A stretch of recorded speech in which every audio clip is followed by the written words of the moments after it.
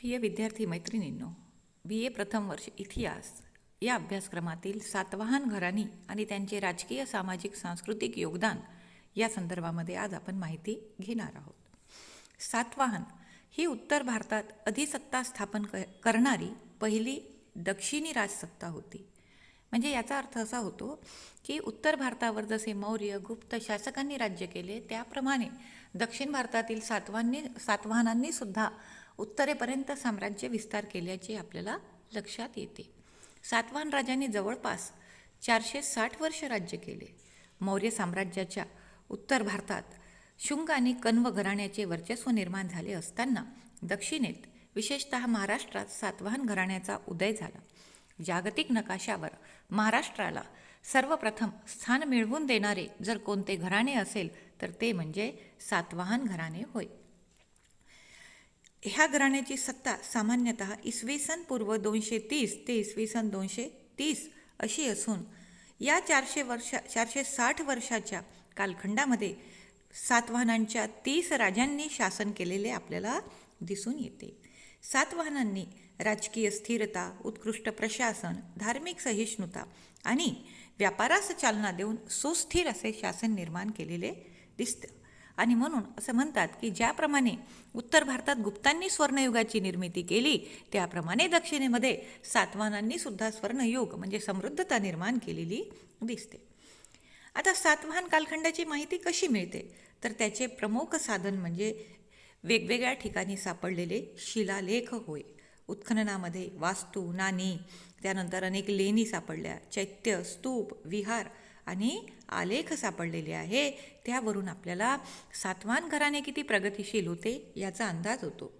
त्याशिवाय सातवाहन राजा हाल याने लिहिलेला गाथा सप्तशती ग्रंथ, सोमदेवाने लिहिलेले कथा सरित सागर आणि वेगवेगळ्या संस्कृत साहित्यातून आणि ग्रीक प्रवाशांच्या प्रवास वर्णनावरून आपणास सातवाहनांची सुद्धा माहिती मिळते.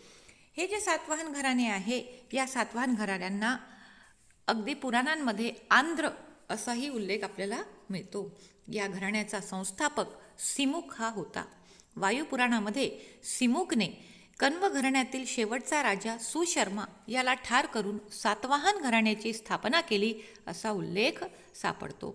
सिमुक नंतर त्याचा भाऊ कृष्ण गादीवर आला. त्याने 18 वर्ष राज्य केले आणि नाशिक जिंकून घेतले.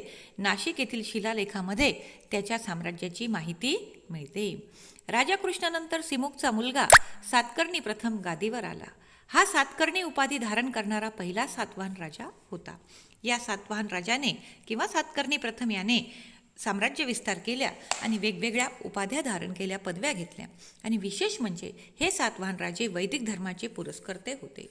त्यांनी आपल्या कारकिर्दीमध्ये यज्ञ करण्याची परंपरा पुन्हा सुरू करून वैदिक धर्माचे पुनरुज्जीवन केलेले दिसून येते. सातवाहनांनी पैठण ही आपल्या राज्याची राजधानी बनवली. प्रथम सातकर्णीच्या पराक्रमामुळे राजवंशातील सर्व राजे आपल्या नावासमोर सातवाहन असा शब्द प्रयोग न करता सातकर्णी असा करू लागले. कारण हा जो प्रथम सातकर्णी आहे तो अत्यंत पराक्रमी होता असा त्यावर आपल्याला उल्लेख सापडतो. त्यानंतर या घराण्यामध्ये राजा हाल, गौतमीपुत्र सातकर्णी असे पराक्रमी राजे होऊन गेलेले विद्यार्थी मैत्रिणींनो आपल्याला दिसून येते. हा जो राजा हाल आहे याने गाथा सप्तशती हा प्राकृत ग्रंथ रचला आणि त्या ग्रंथामधून त्याने त्या काळातील राजकीय, सामाजिक आणि धार्मिक जीवनाचे वर्णन केलेले आपल्याला दिसून येते. पण या घराण्यातील सर्वात पराक्रमी जर राजा कोणता असेल तर तो म्हणजे मात्र गौतमीपुत्र सातकर्णी. आणि या राजाने, ज्याचं नाव गौतमीपुत्र होतं, यावरून असं लक्षात येते की हे जे सातवाहन राजे होते ते मातृभक्त होते, कारण ते आपल्या नावासमोर आईचं नाव लावत असत. हा जो गौतमीपुत्र सातकर्णी होता त्याने सातवाहन सत्ताला बलिष्ठ बनवले आणि या सातवाहनावर जे वारंवार शकांचे आक्रमण होत होते ते आक्रमण त्याने थोपवून धरले. त्या शकांचा पराभव केला आणि मध्य भारत आणि संपूर्ण दक्षिण भारतावर त्याने आपले स्वामित्व प्रस्थापित केले. विशेष म्हणजे भारतावर आक्रमण करणारे शक, यवन आणि पहलव या परकीय टोळ्यांचा त्याने पराभव केला. आणि विशेषतः क्षत्रप राजा नहपान नावाचा एक राजा त्यावेळेस सतत आक्रमण करत होता, त्याचा पराभव करून सातवाहनांची प्रतिष्ठा वाढवून या गौतमीपुत्र सातकर्णीने आपला दरारा निर्माण केलेला दिसून येतो. त्याने मध्य भारत व संपूर्ण दक्षिण पथावर आपले स्वामित्व प्रस्थापित केले. त्याच्या साम्राज्यात दक्षिणेकडील राज्ये, महाराष्ट्रातील शक, क्षत्रपांची राज्ये, विशेषतः उत्तर भारतातील किंवा राजस्थानच्या सीमेवरील गणराज्यांचा सुद्धा समावेश झाला. आणि त्याने या पराक्रमानंतर आपल्या नावामागे महाराज आणि राजराज ही उपाधी लावलेली आपल्याला दिसून येते. त्याने निर्माण केलेल्या बलाढ्य साम्राज्यामुळे नाशिक शिलालेखामध्ये त्याला 3 समुद्रांचा स्वामी असा उल्लेख काढलेला आपल्याला दिसून येतो. त्यावरून गौतमीपुत्र सातकर्णीच्या साम्राज्य विस्ताराची विद्यार्थी मैत्रिणींनो आपल्याला माहिती मिळू शकते. हा जो गौतमीपुत्र सातकर्णी आहे त्याने नाशिक जिल्ह्यात वेनकटक नावाचे शहर बसवलेले आपल्याला दिसून येते. त्याचा कालखंड म्हणजे दक्षिण भारतामध्ये वैदिक धर्माच्या विकासाचा, यज्ञ संस्कृतीच्या पुनरुद्धाराचा कालखंड असावा. त्याचे काही शिक्के आंध्र प्रदेशात प्राप्त झालेले आपल्याला दिसून येतात. गौतमीपुत्र सातकर्णी हा केवळ पराक्रमी विजेताच नव्हता, तर प्रजेच्या कल्याणावर भर देणारा थोर मानवतावादी प्रशासकही होता. त्याने जनतेचा विचार करून कर आकारणी केली. विशेषतः तो जरी वैदिक धर्माचा अनुयायी असला तरी इतर धर्माबद्दल सहिष्णू धोरण स्वीकारलेले आपल्याला दिसून येते. एकंदरीत गौतमीपुत्र सातकर्णी पराक्रमी सेनानी, कुशल प्रशासक आणि जनकल्याणकारी राजा असून त्याच्या काळात समृद्धता निर्माण झालेली दिसून येते. या गौतमीपुत्र सातकर्णीच्या मृत्यूनंतर त्या वासिष्ठपुत्र पुलुमाई, यशस्वी सातकर्णी असे अनेक राजे होऊन गेलेले आहेत. त्यांनी सुद्धा गौतमीपुत्र सातकर्णीने निर्माण केलेल्या साम्राज्याला स्थिर करण्याचा प्रयत्न केला. पण त्यानंतर आलेले जे राजे होते ते मात्र दुर्बल निघाले आणि शकांची आक्रमणे, सततचे युद्ध, विशाल साम्राज्य, राज्याचे विभाजन इत्यादी कारणामुळे सातवाहन सत्तेचा पतन झालेला आपल्याला दिसून येते. अशा प्रकारे जवळपास 450 वर्ष दक्षिण भारतात राज्य करणारी ही जी सातवाहन सत्ता आहे, या सातवाहनांच्या सत्तेची माहिती वेगवेगळ्या ग्रंथातून आपल्याला मिळते. आणि सातवाहनांचे प्रशासन हे जनकल्याणावर आधारित असल्या कारणामुळे दक्षिण भारतामध्ये त्यांना स्थिर अशी समाजव्यवस्था, शासन व्यवस्था निर्माण करता आलेली आपल्याला दिसून येते. सातवाहन प्रशासन प्रजेचे कल्याण या सिद्धांतावर आधारभूत होते आणि त्याच्यामुळे त्यांनी केंद्रीय प्रशासन, प्रांतीय प्रशासन, ग्राम प्रशासन, नगर प्रशासन या स्वरूपामध्ये आपल्या सत्तेचा विस्तार केलेला आपल्याला दिसून येतो. केंद्रीय प्रशासनामध्ये राजा हा सर्वोच्च अधिकारी होता. सम्राट हे जे पद आहे ते दैवी सिद्धांतावर आधारित होते. म्हणजे राजा हा ईश्वराचा प्रतिनिधी असतो आणि म्हणून राजेच्या आदेशाचे पालन केल्या गेले पाहिजे ही भूमिका आपल्याला त्यामागे दिसत होती. राजपद हे वंश परंपरागत होते. संरक्षण, न्याय, धर्म ही राजाची मुख्य जबाबदारी होती. विशेषतः या कालखंडामध्ये जरी राजपदामध्ये पुरुषांनी राज्य केलेले असले तरी त्या काळामध्ये अनेक स्त्रियासुद्धा राज्यकारभारामध्ये कुशलतेने राज्य चालवित असल्याचा उल्लेख आपल्याला सापडतो. त्यामध्ये विशेषतः नायनिका, गौतमी बलश्री, हे यशस्वी या ज्या स्त्रिया आहे यांचा राजकारणामध्ये सहभाग असल्याचा आपल्याला दिसून येतो. आता या सातवाहनांनी प्रशासनाच्या सोयीसाठी राज्याचे प्रांतात विभाजन केले होते. त्यांना आहार असे म्हणतात आणि आहाराचे निगममध्ये विभाजन झालेले होते आणि मग त्याच्यावर त्यांनी वेगवेगळे अधिकारी नेमलेले दिसतात. प्रशासनाचा सर्वात लहान घटक ग्राम होता आणि ग्राम प्रशासनाच्या प्रमुखाला ग्रामिक असे म्हटले जात असे. राजा हालच्या गाथा सप्तशतीमध्ये आपल्याला या ग्रामिकच्या जीवनाबद्दलची किंवा कर्तव्याबद्दलची पुरेपूर माहिती मिळू शकते. याशिवाय सातवाहन काळात निगमसभाद्वारा नगर प्रशासन चालवले जात असल्याचे विद्यार्थी मैत्रिणींनो आपल्याला दिसून येते. राज्याचे मुख्य उत्पादन म्हणजे जमीन महसूल शेतसारा होते आणि तो जवळपास एकूण उत्पन्नाच्या 6वा हिस्सा म्हणजे 1/6 इतका घेतला जात असल्याचे आपल्याला दिसून येते. सातवाहनांनी उत्कृष्ट अशी प्रशासन व्यवस्था निर्माण केली आणि अर्थातच त्याचा प्रभाव त्यांच्या सामाजिक, धार्मिक आणि आर्थिक क्षेत्रावरही पडलेला दिसून येतो. सातवाहनकालीन सामाजिक जीवन कशा प्रकारचे होते याचा अभ्यास जेव्हा आपण करतो तेव्हा असं लक्षात येते की त्या काळामध्ये समाजामध्ये वर्णव्यवस्था प्रचलित होती.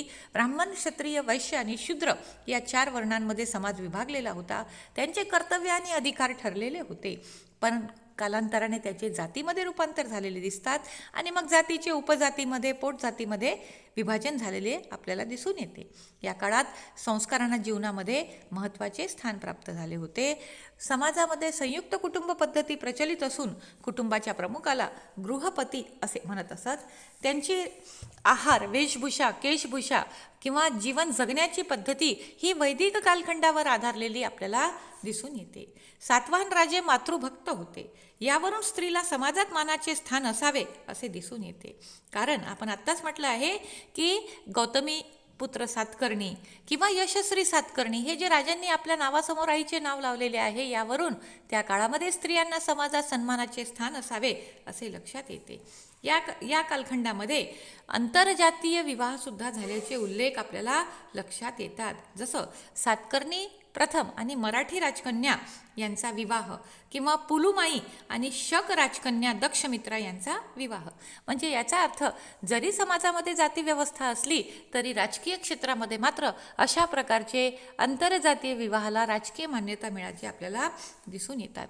या कालखंडामध्ये समाजामध्ये स्त्रियांना सन्मानाचे स्थान असून सामाजिक जीवनामध्ये त्यांचा सहभाग असल्याचा आपल्याला दिसून येतो.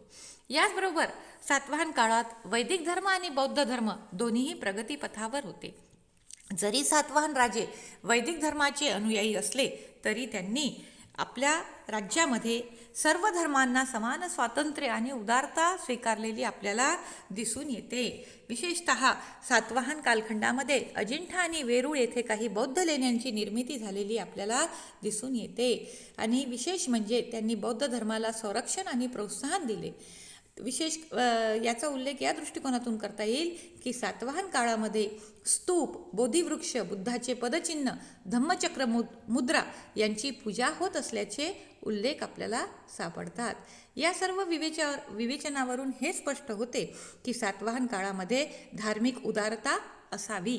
या कालखंडातील जी आर्थिक व्यवस्था होती तो अतिशय समृद्ध अशी होती. सातवाहन काळात लोकांचा प्रमुख व्यवसाय शेती होता आणि राजाजवळ स्वतःची भूमी असून त्यातून राजा भूमिहीन आणि ग्रामदानासाठी जमिनीचा वापर करत असे. या काळामध्ये शेतीला तलाव, कालवे, विहिरीद्वारे पाणी पुरवठा केला जात असे. विशेष म्हणजे शेतकऱ्यांसाठी विविध प्रकारच्या सुविधा शासनाकडून केल्या जात असल्याचं आपल्याला दिसून येते. शेतीबरोबर पशुपालन हा सुद्धा मुख्य व्यवसाय समाजामध्ये प्रचलित होता. सातवाहन काळात वस्त्र उद्योग हा महत्त्वाचा उद्योग होता. साधे, तलम, मलमल, रेशीम असे वस्त्राचे उत्पादन सातवाहन काळात घेतले जाई. सोने, चांदी, तांबे, पितळ या धातूंचे दागिने, मूर्ती, शेती अवजारे, घरगुती वस्तू बनवण्यासाठी विविध प्रकारच्या धातूचा वापर आपल्याला केला गेलेला दिसून येतो. या सर्व वैशिष्ट्यावरून असं लक्षात येते की सातवाहन शासकांनी आर्थिक समृद्धता निर्माण केल्यामुळे अर्थातच त्यांना त्याचा उपयोग पुढे सांस्कृतिक प्रगतीसाठी, कलेच्या विकासासाठी करता आला असावा. सर्वात महत्त्वाची बाब म्हणजे सातवाहनांच्या काळामध्ये उद्योगधंदे, व्यवसाय यांच्या विकासासाठी एक स्वतंत्र संघटना निर्माण करण्यात आली. त्याला श्रेणी किंवा निगम असे नाव आहे. कारण सातवाहन काळात व्यापार हा आंतरराष्ट्रीय स्तरावर आणि राष्ट्रीय स्तरावर विकसित होता. एका देशाचा दुसऱ्या देशाबरोबर असणारा व्यापार आणि त्यामध्ये सातवाहनांनी आपला वर्चस्व निर्माण केलेला दिसून येतो. आणि म्हणून हे व्यापारिक नियम बनवण्यासाठी प्रत्येक व्यवसायाचे किंवा प्रत्येक व्यापाऱ्यांचे स्वतंत्र संघ होते, ज्याला श्रेणी म्हटल्या जात असे आणि त्याच्या प्रमुखाला श्रेष्ठीन म्हणत आणि या श्रेणीला राजाची मान्यता असे. जसं आधुनिक काळामध्ये बँकेचं काम असते कर्ज देणे किंवा कोणाकडे जास्तीचा पैसा असेल तर तो मुदत म्हणून ठेवणे, त्याप्रमाणे त्या काळामध्ये या श्रेणी बँकाप्रमाणे काम करत असत आणि या व्यापारासाठी चांदी आणि तांब्यांच्या नाण्याचा वापर केला जात असे. आणि काही काही श्रेणी तर इतक्या श्रीमंत होत्या की त्यांनी जनकल्याणासाठी मोठ्या प्रमाणावर दान दिल्याचा उल्लेखसुद्धा आपल्याला शिलालेखांमध्ये सापडून मिळतो. विशेषतः सातवाहन काळामध्ये आंतरराष्ट्रीय निर्यात व्यापार प्रगतीपथावर होते आणि म्हणून सातवाहन काळामध्ये पैठण, तेर, जुन्नर, नाशिक, धान्यकटक, विजयपूर ही व्यापारी शहरे होती, बंदरे म्हणून प्रसिद्ध होती. जसे सोपारा, कल्याण या बंदरातून पश्चिमेकडील राष्ट्रामध्ये जहाजामार्फत व्यापार चालत असल्याचं आपल्याला दिसून येतो. सातवाहन काळात भारताचा व्यापार रोम, मिस्र, चीन इत्यादी देशांशी मुख्यतः होत असल्याचं दिसून येते. सातवाहन राजाच्या नाण्यावरील जहाजाचे चित्र त्यांचा सामुद्रिक व्यापार स्पष्ट करतो. या सर्व वैशिष्ट्यावरून विद्यार्थी मैत्रिणींनो असं लक्षात येते की सातवाहनांनी आपल्या साम्राज्याची प्रगती करीत असताना आर्थिक क्षेत्रामध्ये कशा प्रकारे समृद्धता निर्माण करता येईल याचा पुरेपूर वापर केल्याचा आपल्याला दिसून येतो. या सर्व मुद्द्यावरून आपल्याला सातवाहनकालीन दक्षिण भारताचं राजकीय सामाजिक चित्र उपलब्ध होते. पण सातवाहनांचं मुख्य योगदान जर कशामध्ये असेल तर तो आहे सांस्कृतिक क्षेत्रामध्ये.